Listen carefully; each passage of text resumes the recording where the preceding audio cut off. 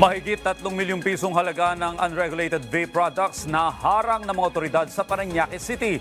2 sospek kalaboso. Nagpabalik sa Isaiah Mirafuentes. Ito mga dala niyo po sa yung sasakyan ay mga unregulated. Na-corner ng National Bureau of Investigation ang mga kalalakihang ito sa tabi ng isang kilalang hotel sa Parañaque. Dala nila ang truck na naglalaman ng kahong-kahong unregulated vape products. Ibibenta sana ang mga kontrabando sa kanilang kamitap na binentahan online.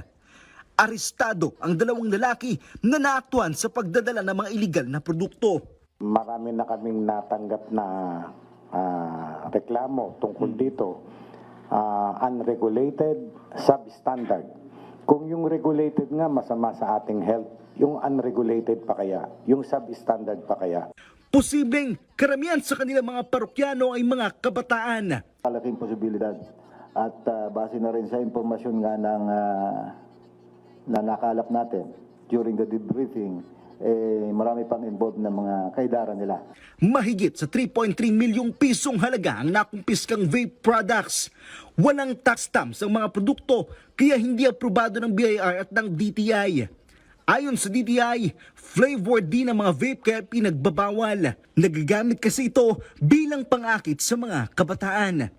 Online ang paraan ng pagbibenta ng mga suspect at umaabot ito sa buong bansa. Inaalam pa ng NBI kung saan nanggagaling ang mga kontrabando. Isaiah Mirafuentes para sa Pambansang TV sa Bagong Pilipinas.